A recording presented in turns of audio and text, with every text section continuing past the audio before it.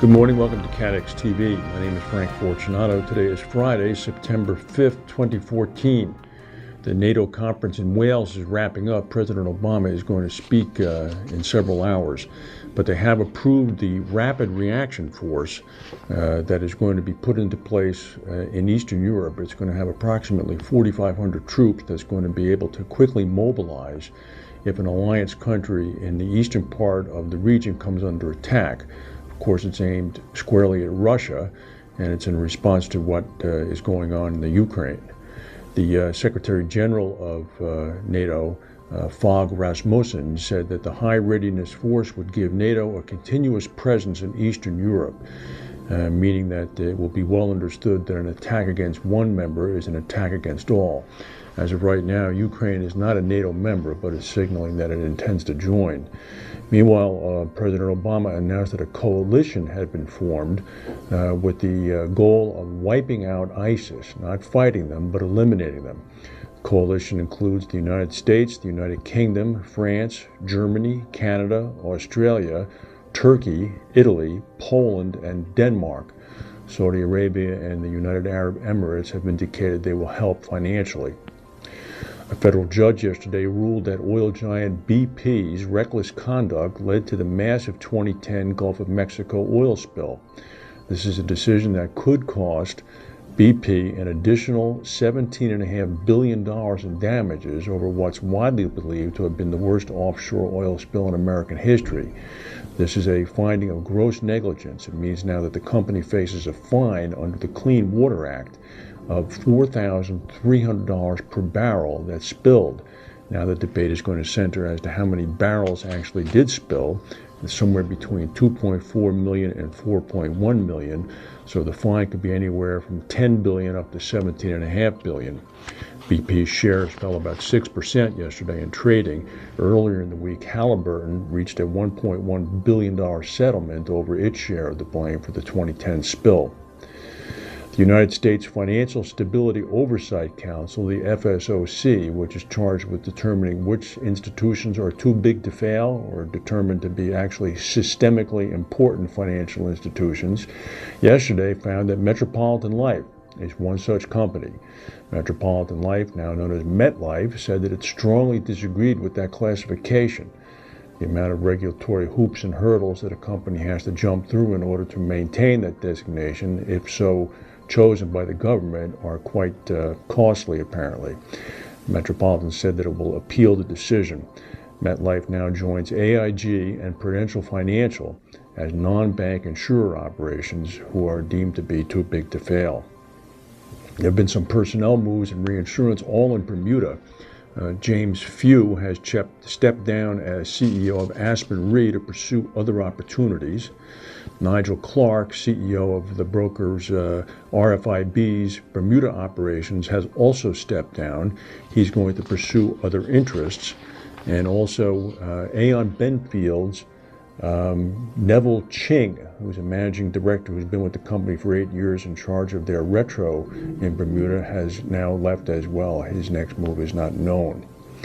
Yesterday, the United States Food and Drug Administration gave the go signal for the use of the immune-oncology drug Keytruda, produced by Merck and Company. It was approved for patients with advanced melanoma who no longer respond to other treatments. But the big thing about this is that it's the first time that American regulators gave the go signal for a new class of drugs designed to help the body's immune system fight cancer.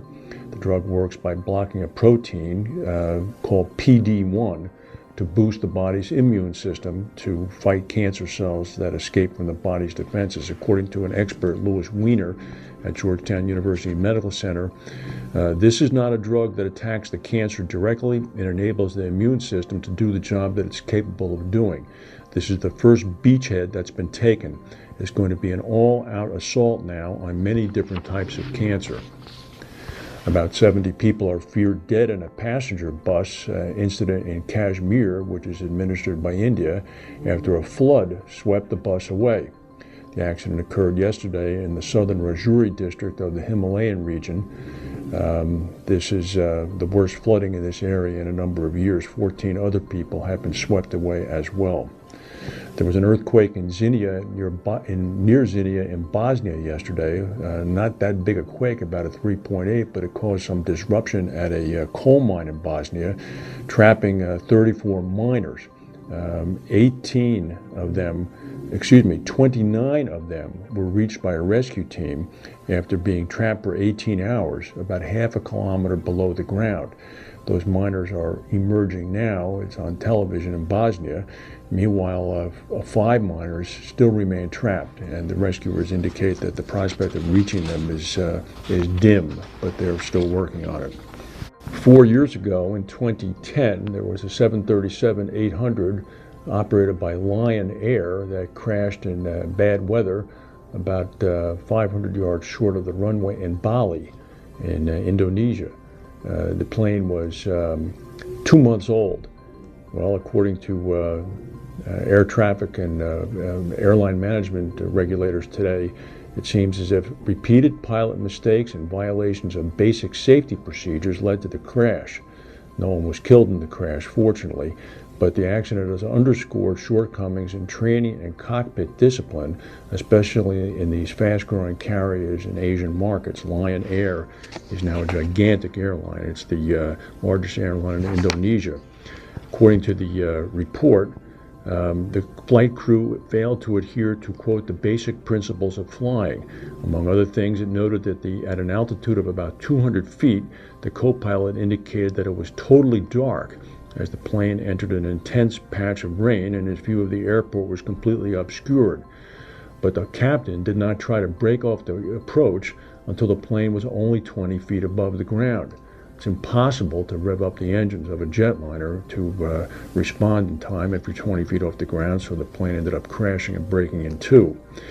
According to the report, before the accident, flight training records indicated that the captain had a habit of continuing to descend and land during simulator sessions, even if he violated mandatory criteria for a stabilized approach, meaning it was well known that he had a penchant for descending at any price. In this case, he paid the price, although he did not lose his life, fortunately.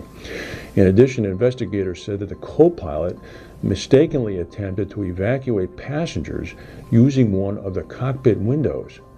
Try to figure that one out if you're in an emergency situation, having passengers lining up, climbing through the cockpit, climbing over the co-pilot seat, and then going out the window when there are a number of exit doors throughout the plane.